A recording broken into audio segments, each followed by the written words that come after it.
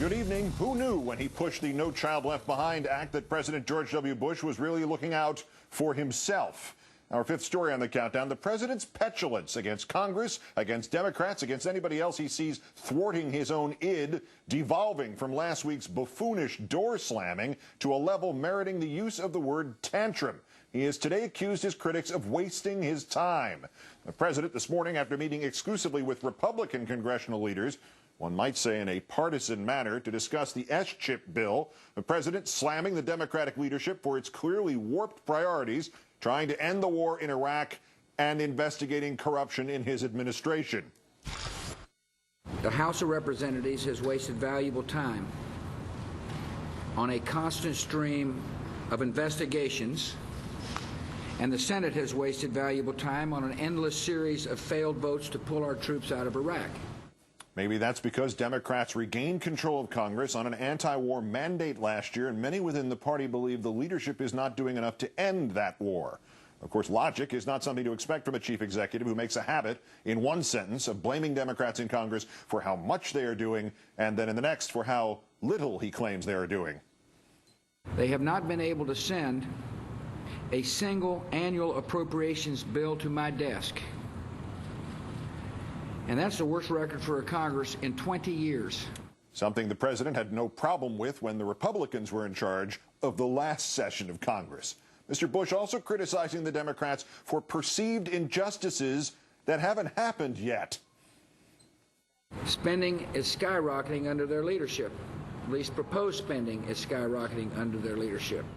As opposed to the actual skyrocketing of spending that has happened under Mr. Bush's leadership. Just 40 days in Iraq would be enough to fund S-chip, health care legislation for 10 million American children, for an entire year. S-chip as it was intended, not a priority for this president.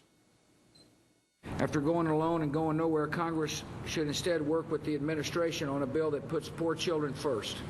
We want a bill that enrolls the more than 500,000 poor children currently eligible for the program who are not a part of the program. Okay, we're going to keep going over this, Mr. President, not until you or someone in your administration understands, and that presumes the absence of an intent to mislead, but for as long as you make it necessary to explain this again. The health care costs of poor children in this country are already covered under Medicaid. S-chip meets the needs of working middle-class families with too much income to be eligible for Medicaid, but too little to afford to buy their own health insurance. There's a difference. In addition to S-chip, Mr. Bush having problems with a potential Democratic bill that would bundle together three massive spending allocations for defense, veterans affairs, and labor, education, and health. It's hard to imagine a more cynical political strategy than trying to hold hostage funding for our troops in combat and our wounded warriors in order to extract $11 billion in additional social spending. I hope media reports about such a strategy are wrong. I really do. That's the president who implied that if Congress cut back at all from the $3 billion a week it costs to fund Iraq, the money would come out of body armor and other safeguards for the troops. And that's the president who will, as you heard, always revert to blaming the media. And if that still does not work, threaten a veto. If they're not, the reports of this strategy are true, I will veto such a three-bill pileup. Mr. Bush hoping to avoid a so-called three-bill pileup so that he can divide and conquer. Congress should pass each bill one at a time in a fiscally responsible manner that reflects agreement between the legislative branch and the executive branch.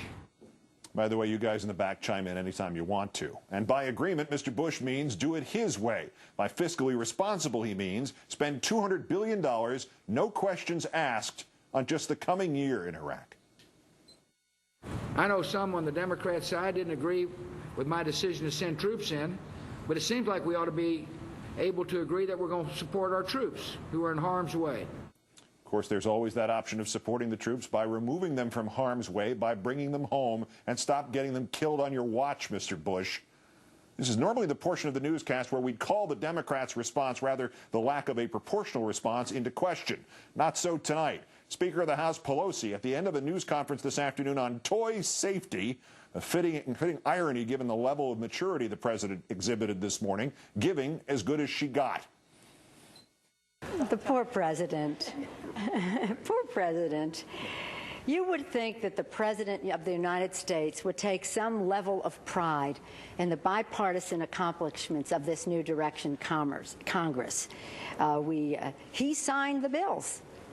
I don't know if he's forgotten. He signed the bills to make America safer when we, at long last, under a Democratic Congress, passed the 9/11 Commission recommendations to make our country safer. He signed the bill that included a first-time in 10-year increase in the minimum wage. He signed the bill that made college more affordable to hundreds of thousands, millions more young people in our country. And let's talk investigations, shall we, Madam Speaker? The president says that congressional oversight is a waste of time. No, Mr. President, your Iraq conduct of the war has been a waste of money. A waste of money. I know why you don't want congressional oversight. It's new to you. You had a rubber stamp Congress for so long, and now with the oversight, hundreds of billions of dollars in waste, fraud, and abuse. No bid contracts. In fact, no performance contracts. They can't even tell you what happened to some of the money. It's not a waste of time. We're tracking down, Mr. President, your waste of money. And Speaker Pelosi wrapping up her remarks with a big wow finish. As the president criticizes Congress, instead he should take the time to work together in a bipartisan way, as we are doing in the Congress, to end the disastrous war in Iraq, to keep our promises to our veterans, and he should work with us to promote and to pass S-chip, to provide health insurance to 10 million American children. So I think the president's statement, in many respects, was a waste of time. Our time.